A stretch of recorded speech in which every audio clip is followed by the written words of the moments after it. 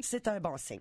Fait que pour les encolures versus les silhouettes, parce que c'est comme autre chose, il y a les encolures de t-shirt qui vont à certaines personnes et qui ne vont pas à d'autres. Alors, celle qui est ras du cou, c'est universellement avantageux pour à peu près toutes les silhouettes. C'est un t-shirt qui est classique. Vraiment, c'est un indispensable. Fait qu'on recherche des modèles qui sont extensibles, un tissu qui respire bien, qui est près du corps sans être trop serré, évidemment. Cette année, c'est le fun. Les t-shirts de base, ils profitent d'un pouce de plus. Fait que ça dissimule bien les nombrils. Un pouce de plus en longueur? Oui, ils ont rallongé un petit peu les t-shirts. C'était rendu trop court. C'était rendu beaucoup trop court, ça avait pas de bon sens. Les encolures en V, plus le V est profond, plus ça amincit. On garde ça en mémoire. L'encolure en V, ça profite beaucoup. Ben là, c'est pour les filles, les encolures ça, c'est en pour V. oui, surtout les gars en portent, mais si les gars, quand vous portez une encolure en V, essayez d'avoir un V léger, donc vraiment au ras du cou, au lieu d'une encolure ronde, qu'elle soit en léger V, là, vraiment au ras du cou. Parce qu'on veut pas mettre le poil en valeur. Non, on veut pas. Le tapis, ça reste caché. Donc, pour les V, pour les chandails en V, pour les filles, comme je disais, plus il est profond, plus ça amincit. Ça profite à celles qui veulent donner l'allure d'un cou qui est long et effilé. Fait qu'on met, puis ça met des bijoux en valeur également. Donc, plus le V est prononcé. C'est un bon choix, je dirais, pour compléter les tenues classiques du bureau, comme on parlait la semaine dernière. L'encolure dégagée, qui est un peu vraiment là asymétrique au niveau de l'épaule, là, un peu comme bateau, là, si on veut. Ça camoufle une foule de petits complexes féminins. C'est très, très bien. Primo, ça équilibre la silhouette en diminuant la largeur des hanches. Puis secondo, ça réduit l'apparence d'une forte poitrine.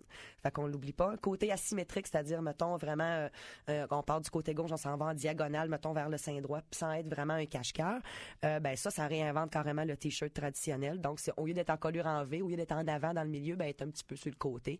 Donc, ça fait une touche originale. J'ai l'impression, Sonia, que tous les t-shirts que j'achète ces temps-ci finissent par mousser dans la laveuse. Je sais pas c'est quoi le tissu qui est en vogue, là. Tu vas m'expliquer, mais pourquoi tout mousse en ce moment? 100% coton, c'est normal qu'à la longue, ça mousse. Effectivement, c'est un tissu. C'est sûr que plus on va payer, on va acheter un t-shirt de qualité avec une bonne qualité, très peu de lycra dedans, mais ça en prend un peu qui est pas juste 100% coton ou pas juste 100% polyester, un bon mix, ça aide à la qualité du tissu, donc il va être plus performant. Puis l'acrylique. À ce niveau-là. Ça en prend un petit peu. Aussi. Mais il faut pas que ce soit juste 100% coton ou juste 100% polyester. Okay. Ou ça prend un petit mélange un peu de ça avec une bonne matière qui respire bien. Puis il faut pas avoir faut pas avoir 25 t-shirts, mais en avoir peut-être 4-5 de couleurs et de modèles un peu différents, mais de mettre un bon prix, d'avoir un bon t-shirt, pas avoir peur de mettre 20-30 $ pour un bon t-shirt, c'est important, puis il va rester plus longtemps. Excellent. Good.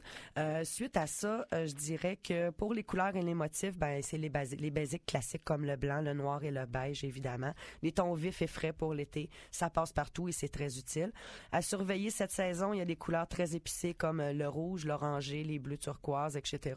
C'est très, ça fait le pied de nez un peu au marin, là, parce que le bleu est très à l'honneur cette saison. Les rayures, très en vogue, profitez-en, qu'elles soient fines et discrètes ou très larges ou très vives selon notre silhouette. Les silhouettes tout en courbe, faites mentir le vieux dicton, puis enfilez fièrement un t-shirt rayé, vous allez voir, vous allez adorer ça. Puis les rayures minces, ton sur ton, ça va très bien vous aller. Pour les matières et les entretiens, on recherche les mélanges, comme je disais, coton spandex ou coton un peu de lycra. Essayez de pas avoir plus de 4 à 5% de lycra maximum dans la composition et optez avec un mélange un peu avec du coton, évidemment. Les t-shirts extensibles, ils conservent bien leur forme. S'il y a trop de lycra dedans, ils reprennent pas leur forme. Donc, ça en prend un petit peu. D'accord. Ça fait que, donc, pour ça, pour les gars ras du cou, V, polo, c'est le golf de ce temps-là. Le golf, c'est très important. Pas de t-shirt, pas de décoration, pas de ci pis de ça sur les t-shirts. Très classique. Il faut être discret.